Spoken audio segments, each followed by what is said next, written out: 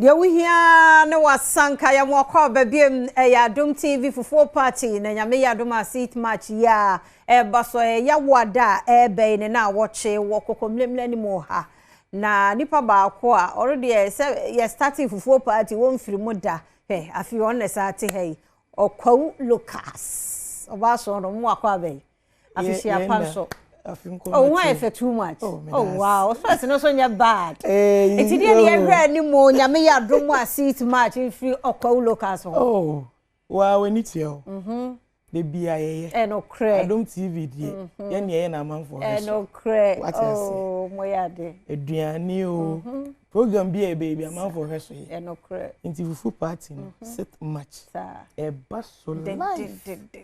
Mentine fie. Sometimes nyete mbia na pese o betine fie na udi abobo sit match bra.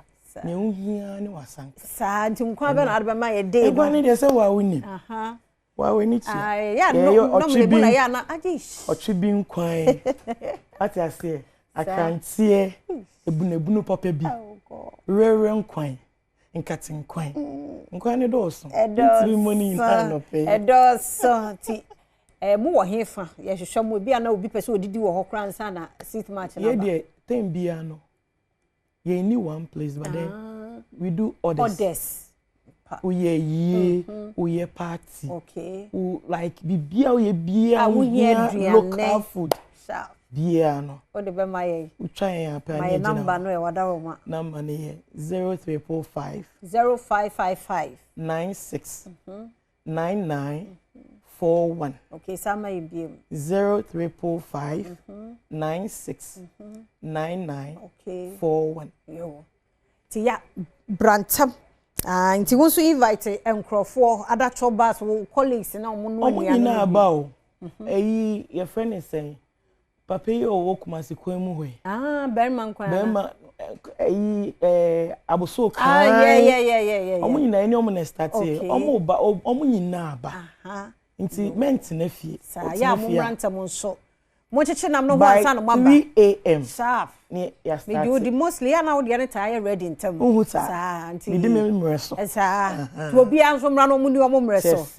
Nyame isra. One man tema obeba na o de na sa. Kwahu Lucas de na sa. Ti so person o di adwen na de no nkwan ya wi asepa bo a no ye di adi wurade nyankopɔ twi. Otwi bi nkwan can you imagine? Say emuano eya na